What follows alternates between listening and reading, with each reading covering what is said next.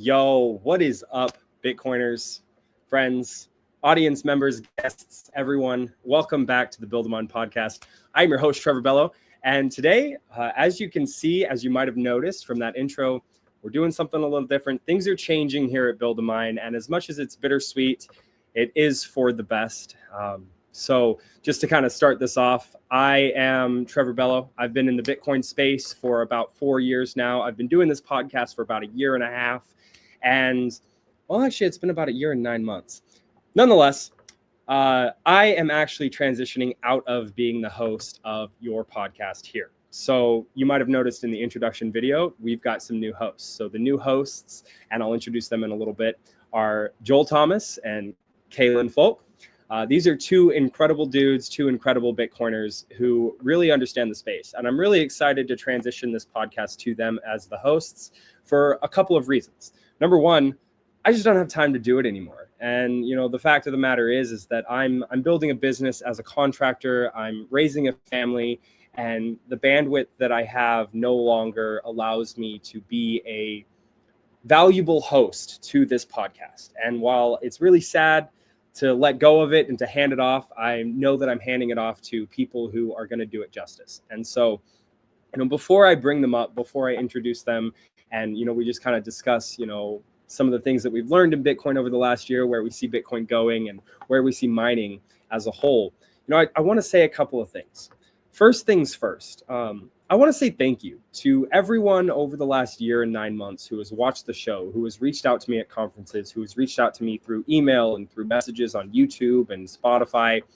Just your guys's appreciation and the words that you send me, that you say to me, really helped keep me going over this last year and a half to do this podcast. It was an extremely incredible experience getting to be your host. I learned so much. I mean, when I started the podcast, I was a know-nothing Bitcoin pleb that really had no grasp of what Bitcoin mining was. I had a passion, I was driven, I really enjoyed Bitcoin mining and heat reuse, but I didn't know anything. And today I can confidently say that I have a firm grasp on what the Bitcoin mining network is, Bitcoin in general as a whole. I've gotten to meet such incredible people from the heat punk space to the industrial scene, and it's been a lot of fun. You know, I said it a couple times, but it's bittersweet. You know, this is something that I feel that I need to do, but there is a sadness kind of walking away from this podcast. But you know, I know that you guys are going to be in good hands. I'm really excited to see where this podcast goes. And, you know, I'll always be around. I'll go to conferences. I'll be involved in the heat punks. I'm going to take a back seat. I'm going to, you know, put my head down, my nose to the grindstone, and get to work building my construction company. But, you know, I'll be around. So you can find me. But I do want to say thank you to everyone who has helped make this show what it is today. That being said, we're about, I think this is episode 94, 95, somewhere abouts. And I'm really excited to see what happens over the next 5, 10, 15, 20 episodes as Kaylin and Joel kind of get into a rhythm. I know it takes a little bit to get into that rhythm, but once they do, man, this podcast is just it's going to explode. So I'm really excited about that. Now, enough of me waxing poetically and going off on a diatribe. I want to introduce your new podcast hosts, Joel Thomas and Kaylin Folk. Joel? Hello. Kaylin, that was a beautiful what is up, monologue, Trevor. It Perfect. was, you know, I've only been doing this for a year and 9 months. I mean, I should be able to talk to a camera pretty well, right? It's almost like you've done it before. I've been podcasting since 2014, man. So I feel you. Like sometimes when you can riff, and you definitely got it, man. So 100%. I can filibuster with the best of them. So, hey, so because I'm hosting this one last time, what I want to do is something that I've normally done in the past. I'm going to get a little bit of a backstory introduction of who each of you are. Kaylin, you've actually been on the podcast before, so we don't have to go too far down your rabbit hole story. But, you know, I want to just kind of touch on you guys' stories a little bit, who you are, what you're excited about going into this. And then we'll kind of just transition into, you know, thoughts on Bitcoin mining this year, last year, this next year, all that stuff. So take it away. Yeah. Go for it, Joel. We'll start us off. Well, I talk a lot. Are you sure you don't want to go first? You're the one with time limit, so All right, fine. Here we go. All right. Well, my name is Joel Thomas. Hello, everybody. It's a real pleasure to be here. I've been watching your podcast here, Trevor, for quite a while, and my background is being an entrepreneur. I've built some really successful businesses in multiple verticals like music and nutritional supplements and e-com and things like that. I got into Bitcoin. Well, I mean, I've been into Bitcoin on and off since like 2017, but I wasn't a real Bitcoiner, if we want to be elitist and purist, like I know Trevor is, and I'm kind of in that same camp. I love your shirt, by the way, dude. I need a bit axe with an anarchy. I feel like that's badass, dude. Like that music. Hit up the boys at Solo Satoshi. There we go. Hell yeah. So I love my bit axe. It rips in my basement every day. But anyways, like I've been I kind of had a sailor would say, I had my need to know moments where I stopped being a stupid trader. No offense to traders out there, but we like to tell jokes. And about a year ago in September or November, I kind of had my need to know moment where I was sitting there and I was just like, and I finally put the hours in to Bitcoin where I was like, going through the thing, I was like looking at different asset classes because I heard Sailor say something. He said the 7% monetary rate of inflation or debasement. And I thought to myself, like, hold on, I went to school for finance and I've been taught CPI my whole life, and every financial planner I've ever sat down with, and I've sat down with a lot, has told me inflation's like 2 to 3%. And I'm reading these government reports. And then I was like, did this dude just say 7? Hold on. So I went back and I spent a lot of time going down that rabbit hole. And then I kind of came out, and it just totally changed my worldview because I was like, everything I believed in ended that day. And a new me emerged. And I've since spent about 400 hours in the last year studying Bitcoin at least. Like all of my free time, that's all I've done. I started mining. I started a little mining business, and I'm doing some hosted mining and, some solo mining at home and things like that. And man, I went full maxi, and it's been a hell of a journey. And here I am now podcasting in the Bitcoin space. But I mean, the first time I learned about Bitcoin, I had a programmer that was working for me back in 2017 who used to be in my office right behind me, sitting in a chair. And he was like, "Duh, man, I had all this Bitcoin I mined back in the day, and I sold it. And I bought a BMW." And he's like, "I'd have like $20 million if I didn't sell it." And I'm like, "Dude, this was back in 2017." And I'm thinking, like, man, how would that guy be doing now as you're sitting here chilling as a Bitcoin stable coin at like 88K? I think it's crazy for me to think about that. And more importantly, is I'm really pissed at myself for not putting in the proof of work necessary to get Bitcoin at the price that I deserve. So, I'm a little late to the party, but I've gone full maxi. I've read a lot of books. I've listened to more podcasts. I think I've listened to everything Sailor's ever put out, or I've heard you talk about the What is Money podcast. I consider with Sailor and Breedlove, that is probably like the best 30 hours of a person's life they could ever spend. And man, it's been a journey for me. Like I've gone hardcore into Bitcoin, going to all the conferences now. Like I am very, very passionate about Bitcoin. So Joel is hard. I can't wait to bring my energy into this space. Very. Go ahead, folk. No, I was just gonna say that's kind of how you'll see it is people are either diving face first in or they're too scared to get in. And I think Joel definitely took the correct approach, without a doubt.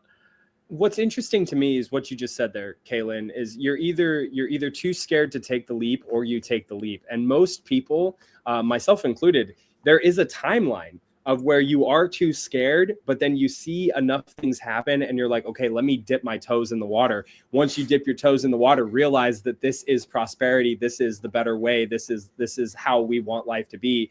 You just dive right in. Everybody goes through that transitionary phase. It might be a 2-week period. It might be a 10-year period, but through all the conversations that I've had over the last year and a half with people it's a very similar story. It's like, I heard about Bitcoin and then I waited and then I heard about it again and I dove in. And, Joel, you're in the right place. You're doing the right thing. You got the price that you deserve. You can wish and wonder what would have happened if you got in earlier, but that's not going to change anything. All you can do is change. You might have. I traded Bitcoin so many times. And, like TradFi will teach you.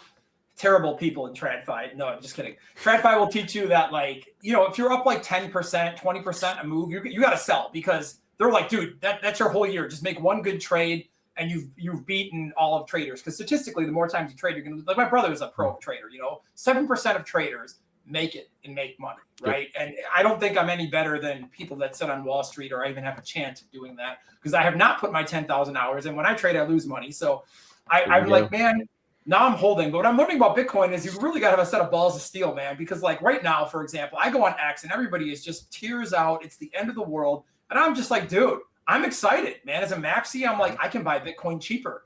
It's not $300,000 or $500,000 right now. Like I can still get more. And I'm thinking like, man, I got kids, like how can I get them some? And, so I look at it as an opportunity, and that's really not how people think, because the fear-based paradigm in a lot of people's thinking is very serious. Well, and one thing you'll see it as time goes on too. Like I personally, I don't know if this is a very popular opinion on X right now, but I think we've topped out for this cycle, right? And when I first got in, it was like late 2020, I believe, early 2020, October-ish area. So I guess late 2020. So it was as things were starting to like calm down a little bit. It's past COVID. We passed the COVID crash, coming back up a little bit. And I was super excited when I was seeing all of these shit coins just get completely wrecked. But I'm looking online and everybody's losing their shit. So I can see where you're at right now, seeing Bitcoin at 88 when you were just looking a few months ago at 126, being all excited. But the people that have been here for the last 5 years are like, I thought this was my chance. I thought this was going to be my cycle. I could have went in at 20K. We got a bear. We got a bear in the chat. We got a big bear in the chat. Now I want to point out that Kaylin, as much as I love the guy, he is a shitcoiner. He dabbles. So this side is truth. Let's get over here. I'm gonna be honest. Bitcoin did not have the year that we wanted it to have. It wasn't all up. But to your point, Joel, I completely agree with you. I see Bitcoin go down, and because I have a long time horizon, I'm low time preference. I'm like, this is a 20-year, 25-year asset. I'm holding on for dear life. Every time Bitcoin goes further down, I'm like smash buying as hard as I can. I've got no dry powder. I'm buying Bitcoin when I don't have money to buy Bitcoin, and I'm figuring out how to do it. Exactly. But this is one thing that I want to say from the outside perspective, as somebody who's just sitting on the sidelines buying Bitcoin, holding Bitcoin. I don't think that the cycle is over. I think that the cycle theory is dead. I think the 4-year cycle theory does not exist anymore. Obviously, because we're now hitting like this is what 2 red years in a row. If we close out December in the red, which I mean, I'm sure we're going to. I think that right now the long-term holders and new entrants into the space are being shaken out. Our conviction is being tested, and I think 2026, personally, I'm gonna bull the shit out of this. I think that we're gonna rip higher. I think that Bitcoin goes to 250, 300, possibly even higher than that in 2026. Now, I could be wrong.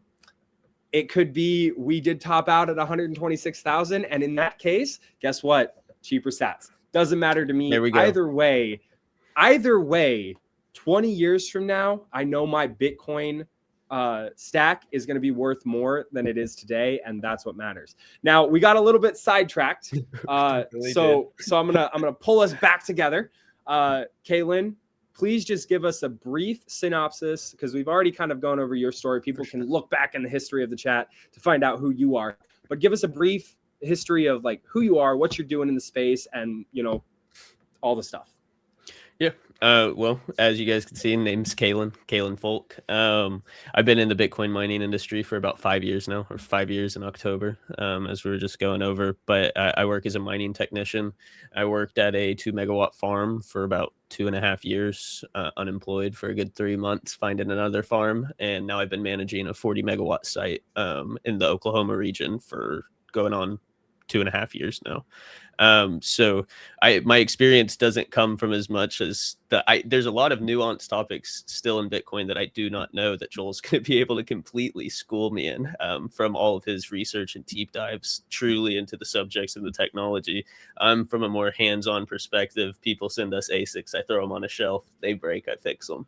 So I'm coming at this from a very hands-on. I've seen how the industry runs from the ground level, but not so much from the higher ends. So super excited to meet all the guests that we'll end up having on, hear their stories, hear how to elevate things further. And yeah, really that's it for me. Yeah. I'm just a Yeah. miner, man. Just a miner. Look, one thing that excites me about the future of the Build a Mind podcast, this has been my baby for the last, year and a half, a little more than that.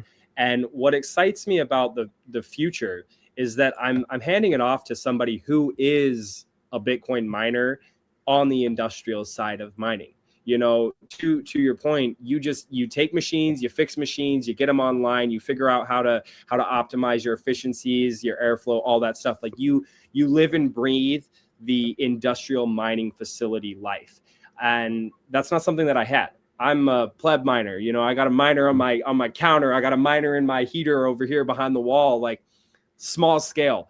And as much as I wanted to dive into the industrial scale, how can people build Bitcoin mining operations at scale? It just wasn't my niche. So I'm handing it off to somebody who can help educate people on how that process is done even more so. And with Joel coming in to help out, he kind of rounds out that entire picture of adding the production side of like video production, music engineering, like actually the appearance and the show. How can we make that better? So while Joel is a hardcore maxi and he's not even a Bitcoin miner, like on full scale. Well, I don't know Kalen over container, but I do have like a petahash. That's not. Yeah, but what I mean is like you're not mining out of a big building. Like managing hundreds of miners, and you're the maxi. You're the maxi, and then we have Kalen over here who's not a maxi. He's like dabbling in shit coins, and he's the miner. So it is the biggest. We're gonna convert him, dude. Just give me a couple episodes. He hangs out with me long enough. He just hasn't discovered his need to know yet. He's a young man. He just, he's got a lot of risks that he can just throw out there. Exactly. We do. Exactly. That was definitely where the shit coining came from, I must say. Having a high risk tolerance. That's cool. Yes. And the ability to do so. I got a family. I am low risk. I mean, like as the audience already knows, like one of my major things that happened before I got into Bitcoin is I got scammed out of an NFT.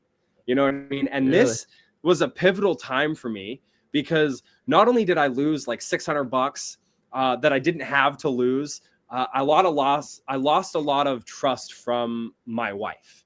And as a man, and I've mentioned this many times, but I'll say it again, as a man, like the way that your family sees you is very important to who you are. You know what I mean? And so going from I lost money on an NFT that I told my wife, like, this is going to the moon. We're gonna 10x our money, to going into Bitcoin. This was an important time because she has no faith in what I'm doing at this point. She's like, you've already lost money. Please don't lose any more money. Like what is this? And then going to the point in my timeline where it's like Bitcoin goes down and my wife asks, did we buy more?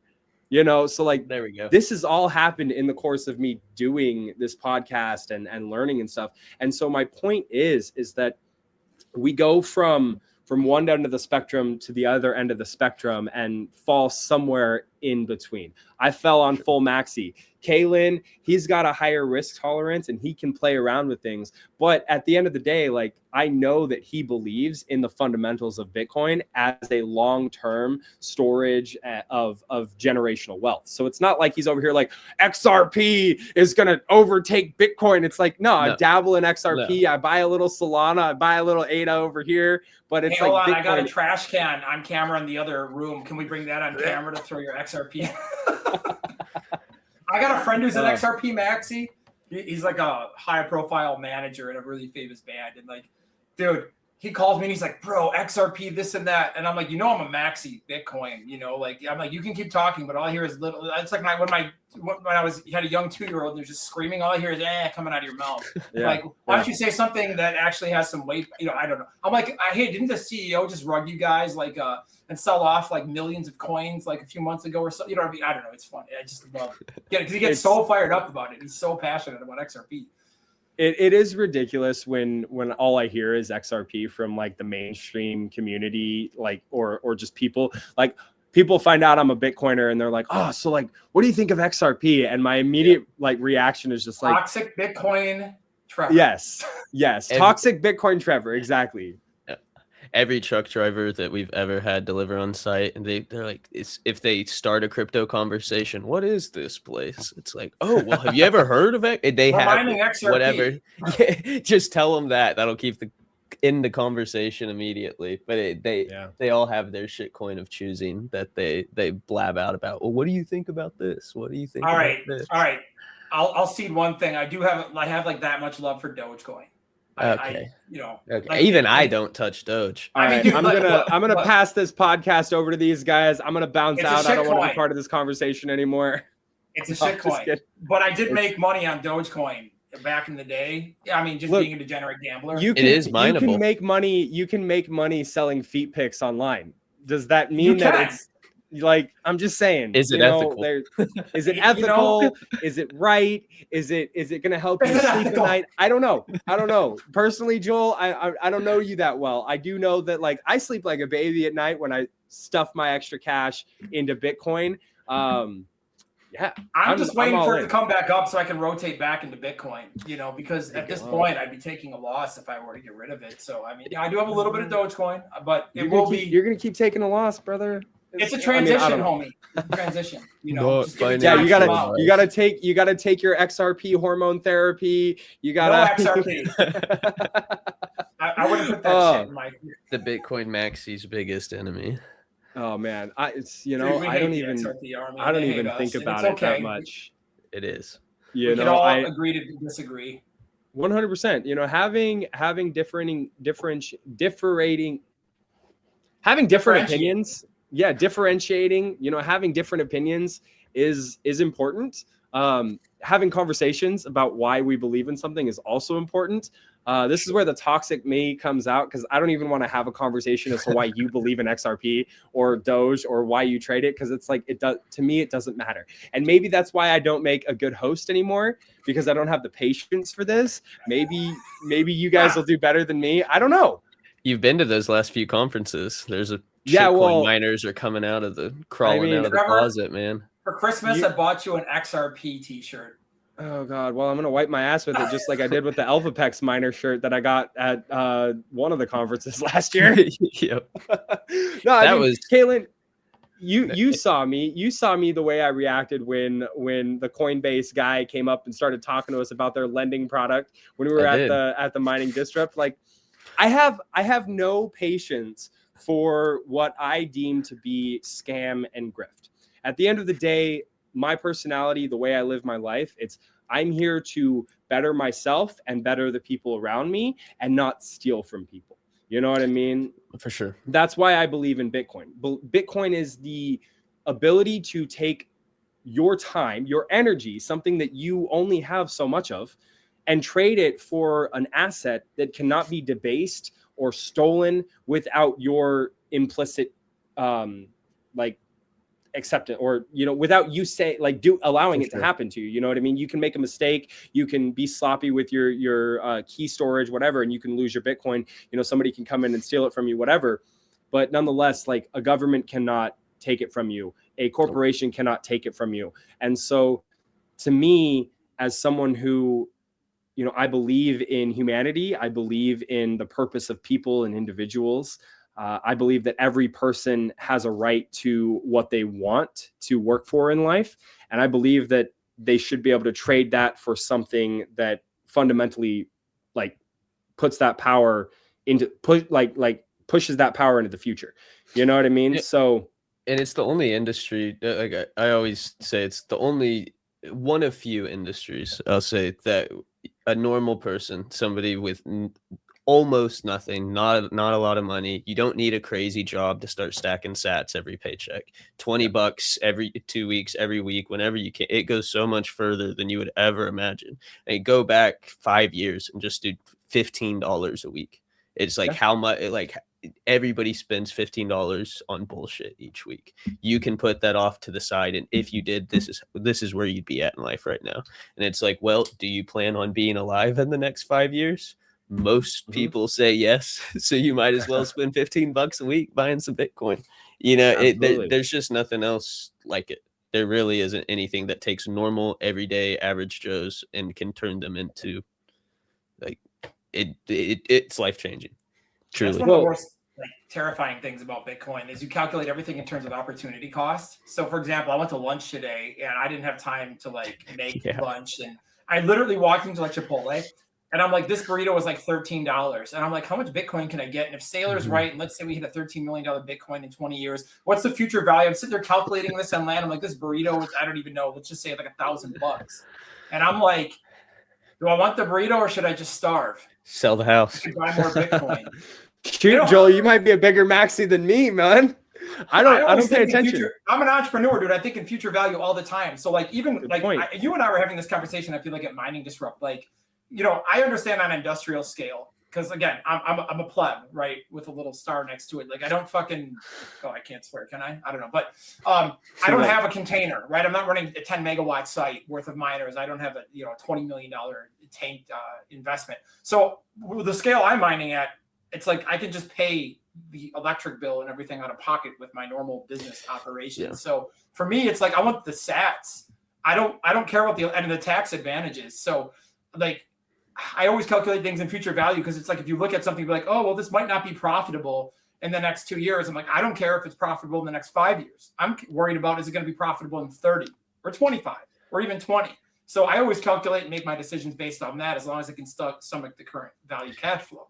So it's I don't know, like Bitcoin forces you to think like 10 to 20 years ahead, which is that delayed gratification is a very good indicator for success for people in life.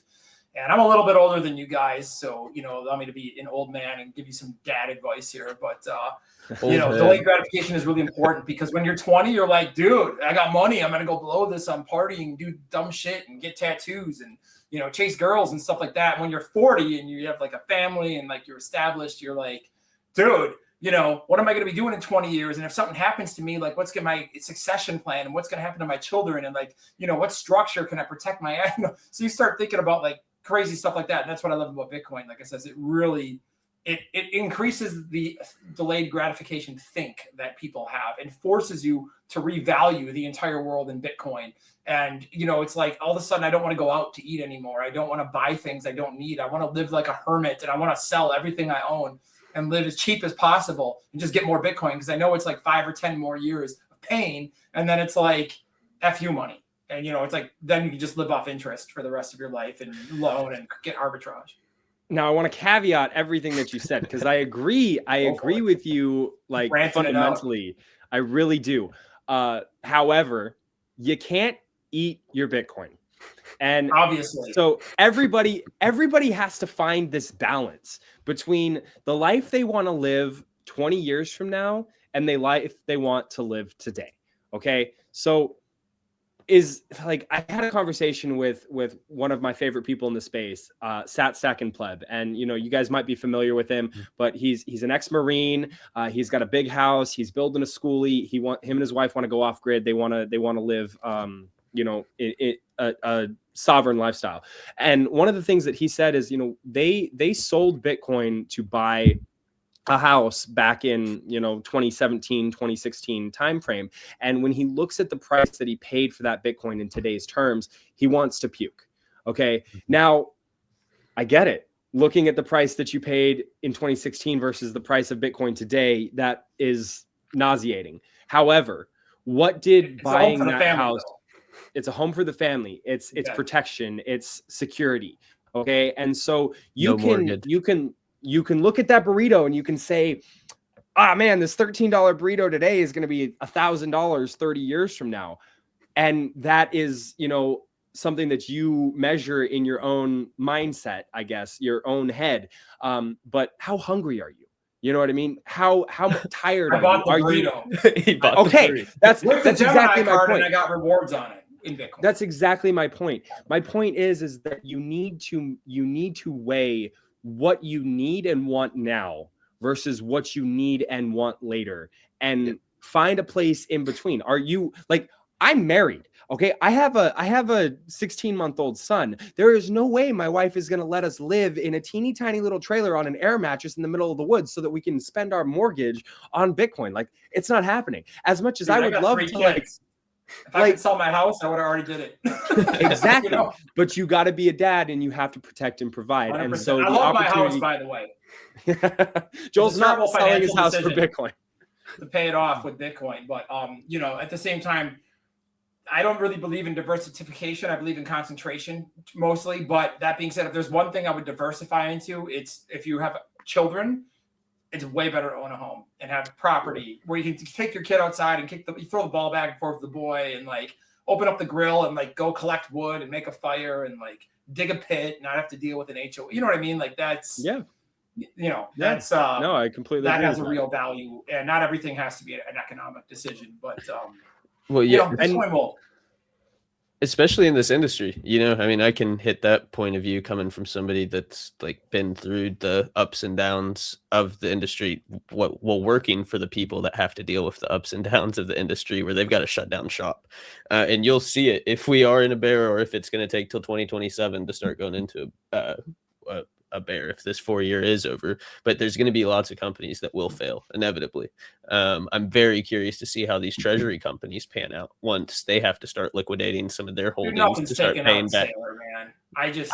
I hope not. I genuinely hope not. But these are like legitimate fears. Math, because like I have many times, and he's talked about his reserves, and he's like, dude, we have like 90 or 80 years of dividends we could pay out. And he's like, if Bitcoin goes to $1, we'll just buy all of it and it'll go back. You know what I mean? Like, so I think, man, I have a theory on Sailor. I know the cool thing right now to do is to hate on Sailor, but man, don't fade Sailor, because, I've read like a lot of Warren Buffett things and listened to like a lot of his speeches and things like that. And, like most people that like to learn to invest do. And I think, if MicroStrategy works, okay, like I think it's going to, and if we go full max, if Sailor's right on his price predictions, let's say we hit 21 million in 21 years, or even 10 or 13, even 5 million, dude is going to be the next Warren Buffett. And everybody's going to be like, oh man, like what a bold move. And I'm thinking about all the FUD and all the hatred right now and all the people trying to like rag on Sailor. And I'm just like, if you've ever listened to that guy talk for an extended period of time, like more than one podcast, if you ever listened to him for like 100+ hours, I think he's one of the most intelligent, well-based, grounded, well-researched, well-read people I've ever heard speak on any topic. The guy has an understanding of history and economics that supersedes most human beings. Like, I mean, I'll give you an example. I've read about 30 books on economics for fun. And how many times do you go on the internet and see people argue about politics and they spout off talking points they see on the news? And then, there's something you're like, well, actually, the economic reality is this, the intention is this, but here's, people can't debate economics because we're humans and we debate on emotional talking points. And the problem with economics is it takes a long ass time to explain something from a capitalistic point of view or a libertarian point of view, why and how something works and the consequences and the trade-offs of the policy and the second, third, and fourth order thinking, where most people are like, dude, bumper sticker. I'm outraged.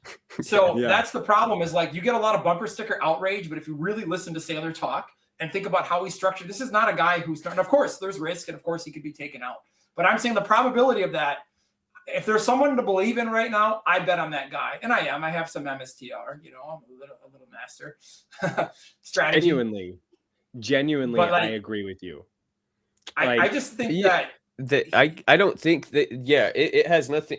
My fear is strictly just looking at Bitcoin's past. I mean, you don't have to look too far. October 8th of this year, when we were at NABS, when we were out at NABS, the largest liquidation ever in all of crypto Bitcoin history. You get a couple candles like that from some improper market makers, then you could end up in a scary situation. Quit effing with leverage. Quit trading, man. Bitcoiners are not traders. We're investors. Like traders like level 2 Bitcoin. I can honestly say that I've never sold. but you've never sold. Short term. I've never had sold short term capital gains. So I did just exit like 15% of my holdings after 5 years. Gotcha. But that was for house stuff. So that trades, it's like the trade that we were talking All about. right. It did go into like, You'll regret it, but good. To I see. will. Yeah. I Don't I pay did. attention to the price paid in sats today. That's just don't pay, because Yeah. look, I have sold Bitcoin. I have sold Bitcoin plenty of times in the past, and I will continue to do so in the future. The thing is that I'm not selling Bitcoin for something that is like a frivolous thing that I want. I'm not buying Rolexes. I'm not buying fancy watches, Joel. Yeah. Although I did buy a new Citizen watch. That's different You story. did. Anyways, I'm selling Bitcoin for things that make my life better. You know what I mean? There you go. And That's why we're all here, right? Yeah. Inevitably, everybody likes the free technology, but I- everybody wants to make some money. I want to go back to what you said about Saylor, though, Joel. I fundamentally agree with you. I think Saylor is very well spoken. I think he has been an advocate for the space. I think that he is, a great resource to listen to. I don't think anybody's taking MSTR out. I don't think that people realize the 4D chess game that Saylor is playing right now. My issue that I have with Saylor isn't Saylor. It's the people who are worshiping Saylor as if he is a god and he is the end all be all of what Bitcoin is. I do not like the Saylor simps. I do not like the people who simp on anyone. At the end of the day, we are all human beings and we are all fallible. We are all make mistakes. And you can listen to Saylor. You can agree with many of the things that he does, but you need to find what helps you sleep at night and also puts you in a better position to be the person that you need to be 20 years from now. And if that means investing in go ahead. Would be like, I couldn't take on that much leverage to buy Bitcoin because, like, for me, I've done some clever things, and Kayla, maybe we'll talk about like life insurance arbitrage and like some of these financial arbitrage games that you can play to acquire, Bitcoin or invest in Bitcoin mining infrastructure. There's a lot of, financial games and taxes, and we can talk about all that stuff in another podcast. But, there are certain things that I think I would consider like safe leverage. But like, for example, taking out like a HELOC on a house, I wouldn't take on more than I could afford a payment reasonably. Because, again, I own multiple companies and I know what it's like to be down here and be like, oh my God, I'm going to get blown up and I've been debanked. And I know what it's like to be up here where it's like, yeah, man, you can buy anything you want. So it's kind of just like having gone through multiple cycles of life and experience it. I've seen a lot of crazy stuff. And I know a lot of guys that own a lot of companies worth a lot of money. I'll tell you that I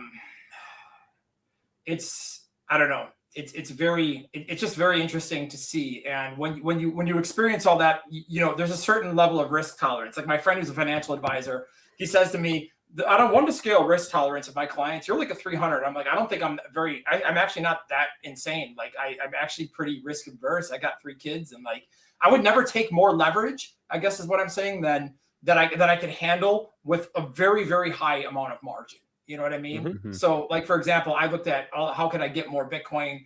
And, I had no dry powder earlier this year and I wanted to get into mining. And I was like, well, I've got credit and I've got life insurance and I've got this and I've got that. So I found some clever, safe ways to leverage my ability to get credit to buy. And I think considered one of the best financial moves I've ever made because the return on that capital has been immense for me, especially calculating some sort of future value and taking that into equation. So I couldn't do what Saylor does and like just be like, all right, man, I'm gonna go take billions of dollars like that. I couldn't sleep at night. I would be like, So I'm not like that level of crazy. So I agree with you, Trevor, meaning that I love Saylor. I think he's incredibly intelligent. I always want to hear what he has to say, but I'm not that far on like the risk ladder as him because I'm not a single man. I got 5 people that are dependent on me succeeding as a male adult. Yeah, and you're taking the risk that you can stomach to get as much Bitcoin as you can possibly get with keeping in mind like your family dynamics, your personal life dynamics, and the amount of sleep you want to get. Yes.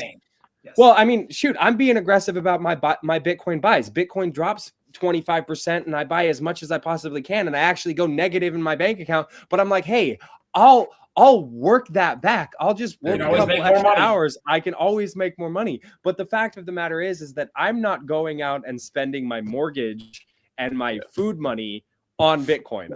I'm buying food and I'm paying my bills, and then I'm like, okay, well, I'm going a little negative in the bank account, but I'll have more money next week. So again, it all comes down to the point of you as an individual need to know who you are, what risk you can stomach, and how much Bitcoin you can buy with that risk. And, you know, doing leverage strategies like you're doing, Joel, if you can sleep at night, all the more power to you. I'm going to push Kalen to the side and say, I don't agree with what he's doing with the, you know, trading shit coins to get more Bitcoin. But if you can sleep at night, Kalen, all the more power to you. Like a baby. It's exactly. There you go. Well, shoot. You know, we have about 5 to 10 more minutes before, you know, we want to wrap this up. It is Christmas Eve or Christmas post. It's the day after Christmas, the 26th. Like that. The day after, yes, the day you know what I mean? So we've all got families. Well, Kalen, do you have anybody that you're hanging out with? Fiance now since okay, yesterday. so we've all got. Bro. Hey, congratulations, brother! Congratulations, thank you. Christmas get on engagement. that family, dude. Get going. What are you waiting for? Yeah. Yep. It's the best thing you'll ever do and the most painful. There we go. We all do want to get out of here. So what we're going to do when we wrap this up is, you know, on this podcast, and you guys can do whatever you want going into the future, but every single time I end a show, I always ask the guest, you know, what Bitcoin means to you. And now I have kind of a little bit said what Bitcoin means to me, but I really want to tell you guys what Bitcoin means to me. Over the last 4 years, I've really dove deep into Bitcoin. And so I'm gonna say my piece, and then I'll let you guys say your piece. We'll give a little bit of last bit advice, and then we'll wrap this up, and you guys can take over. How's that sound?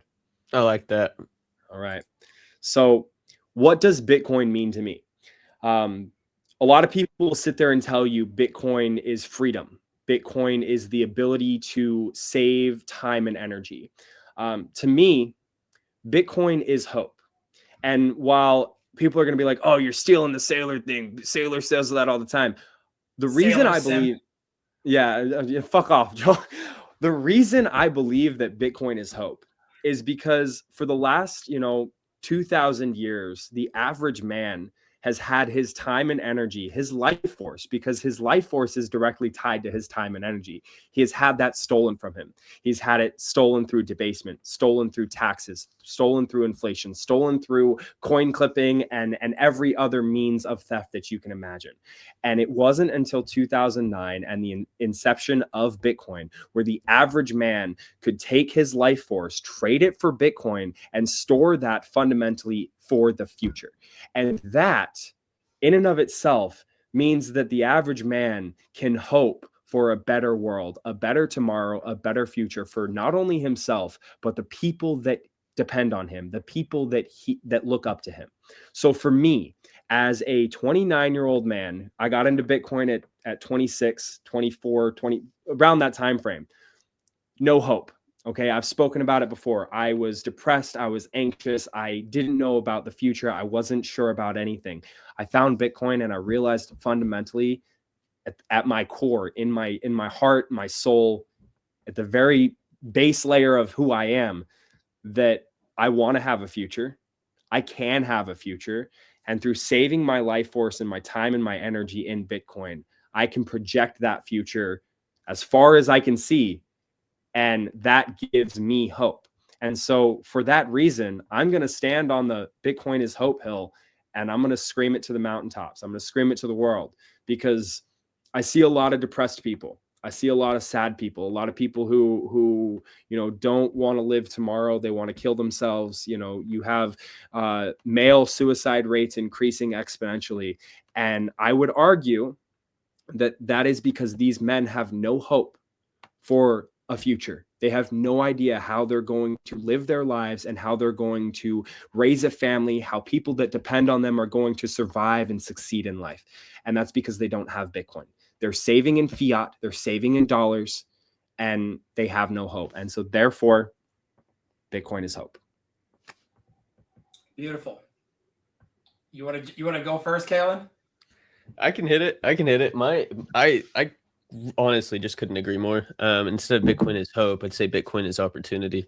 I had a similar approach to life, I'd say, before crypto. I was waiting tables. Before that, I was like a line cook in high school, right out of high school, waiting tables, no plans of college. School was not my thing whatsoever. I thought if I got a job up at the Walmart distribution center making $18 an hour, I'd just like, all right, I could live in an apartment for $600 a month. That was like my whole life scope was like, dude, if I just go work at the distribution center, I'm fine. It it is insane to think how much crypto has changed my outlook on life, and how it is provided an insane opportunity like no other. Um, there's not very many. I don't think there would be any other way for me to be where I am right now without it, truthfully. There's no other field that I could make as much as I do for the day job. When it comes to community and all the people that I've met over the years, it's like insane. There's people across the country, across the planet, across the boat, across the ocean, and it's yeah, it's just opportunity. It's opportunity to change your life. I think that yeah, that sums it up for me. Beautiful. For sure.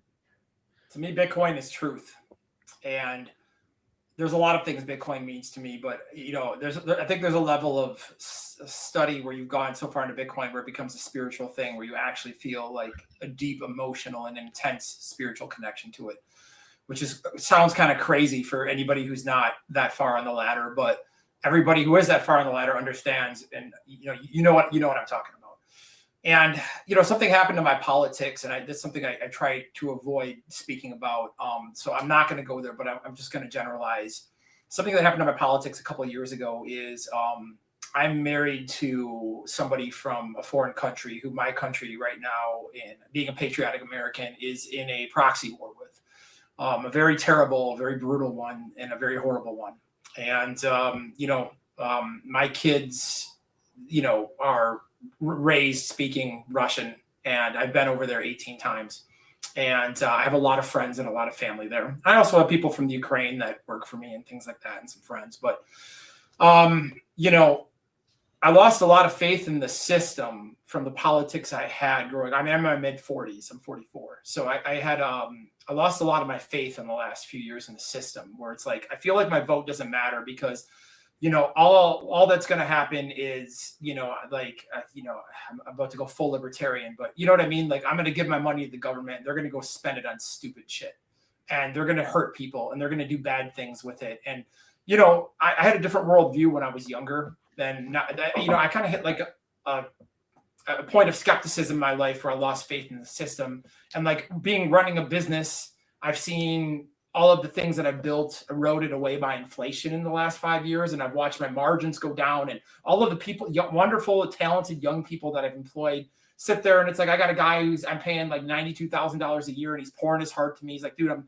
28 years old and I feel like a loser. I can't afford to buy a house, and I can't start a life. And I'm like, dude, you make 92 grand a year. What do you mean you can't afford to buy a house? When I was a kid, when I got out of college, like, if you made 92 grand a year at your age, like, you're freaking loaded. Like, what are you spending your money on? I'm thinking, but then, like I said, the inflation thing kicked for me, or I should say the debasement thing kicked in for me. So there's a point where my politics a couple of years ago really started to get negative, and my whole faith in humanity. Again, when you own businesses, you see crazy, crazy stuff and crazy stories and things that happen in the world. And you kind of, when you're young, you're hopeful and opportunistic. You can change the world. When you're old, you're jaded and cynical because you've seen everything, and you've seen things go incredibly wrong to good people, and you've seen everything you can imagine and then some. And what happens is it's hard not to grow cynical and lose hope. And for a while, I kind of lost hope. But when I found Bitcoin, to me, it represented a source of truth, because I was like, I can't control the government debasing the currency, and I can't stop wars, and I can't control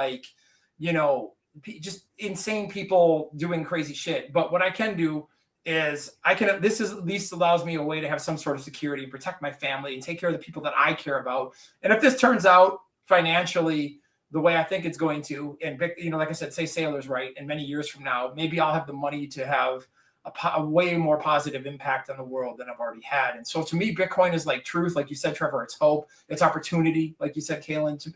And Bitcoin is pretty much the only thing I actually believe in. I don't believe in the system. I don't believe a damn word that's on TV. Too much copywriting experience. Like I don't believe. I just there's so many things I just don't believe in anymore. And Bitcoin is the one thing I do. It's the one thing that's truth. It's verifiable. You understand the energy infrastructure and the mining world that goes behind it, what it's actually backed by, and the massive scale. It's like. That to me, it's verifiable. I can look at it. I can hold it in my hand. I can think about it. It's philosophical. So to me, Bitcoin is truth. Bitcoin is hope, and Bitcoin is opportunity. It's all of those three things. It's changed my life, and I think it had a very positive impact because my view of the world, while it's gone down by all of the crazy things that have happened since COVID, because the world was incredible before then, at least for me. I was traveling all over the world, having fun, doing cool shit. And then it's like, man, and just like that, it's like government decided it could be totalitarian, and all the wannabe dictators in the world decided to be wannabe dictators, and like the world just got crazy, and I have a problem with authority. So, Bitcoin really has given me hope for the future because, man, with like AI coming and all this stuff, it's kind of scary and terrifying, and thinking about my family. But I'm just like, hey, if I grind it out the next couple of years, maybe I'll get to enough Bitcoin where I'll be all right. Yeah. That's beautiful, man. I love that. I couldn't have said it better myself, to be honest. At the end of the day, we all have different ideas of what Bitcoin is, but we all kind of converge on the same thing. And it's the ability to save for the future, because we all have a low time preference. We want to provide for the people that depend on us. And, fundamentally that's a human thing. That's not a Joel thing. That's not a Kaylin thing. That's not a Trevor thing. That is a human thing. We want to protect and provide for the people around us, the ones we love, the ones we care about. And I would say that life, the meaning of life, is to grow old, raise families, bear children, and get those children to adulthood and be able to look around. It's the only thing that matters.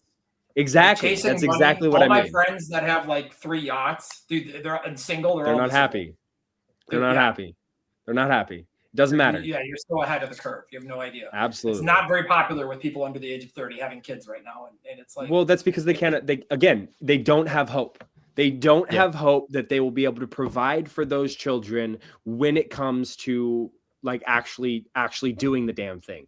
And I get it. The scariest point in my life was when my wife and I decided that we were actually going to have a baby, and it was happening. It was not a like, we want to have a baby. It was like, no, I'm pregnant and we're having a baby. That was the scariest moment in my life, because all of a sudden it was like, oh shit, this is real.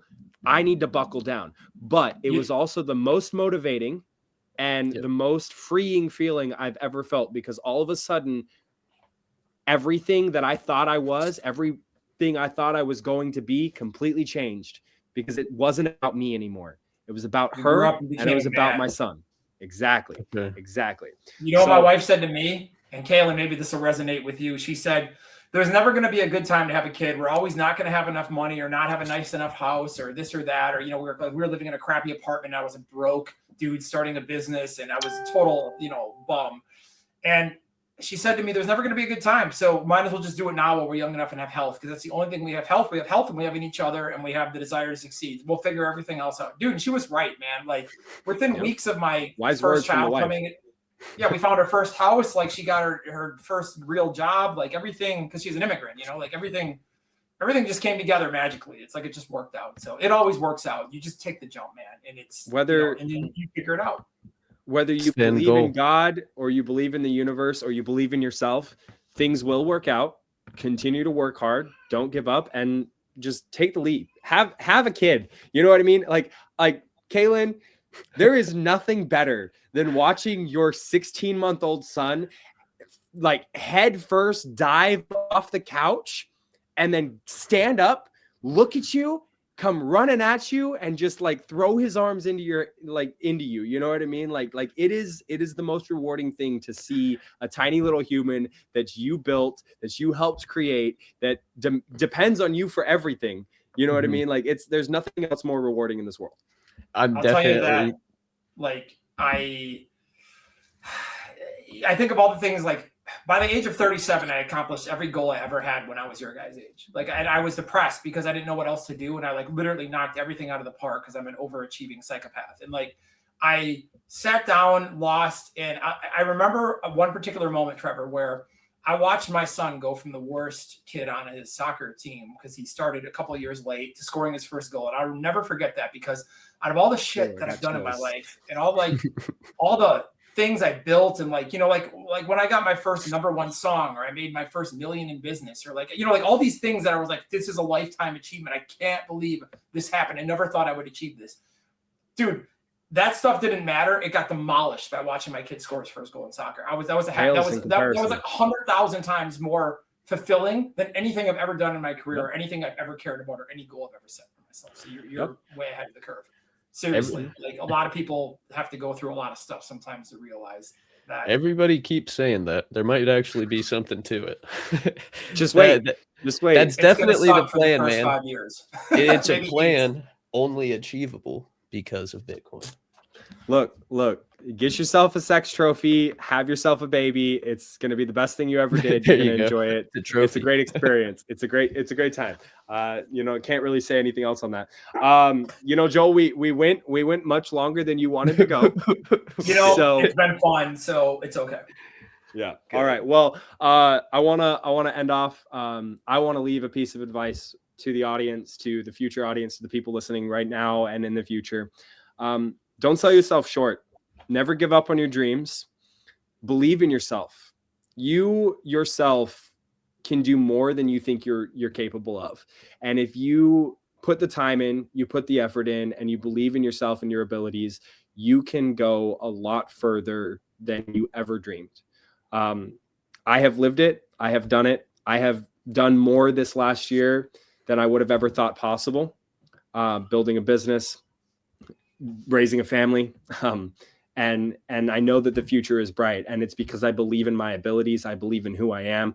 I'm sticking to my fundamentals and my morals and my code, my ethics, and I won't sell myself short on that. So never give up, never sell yourself short, always believe in yourself, and just buy Bitcoin, man. At the end of the day, just buy Bitcoin and protect that and preserve that for the future, because you'll be a lot better off than you are today. And not in Trust Wallet, because it just got compromised yesterday. Yeah, just there you go. Cold storage, man. Titanium seed plates, cold storage. Buy Bitcoin, believe in yourself. That's all I got. Trevor, thanks for the legacy, man. We appreciate it. Everybody else, we'll catch you guys next week. For sure. See you guys later. Peace. Peace. Thank you.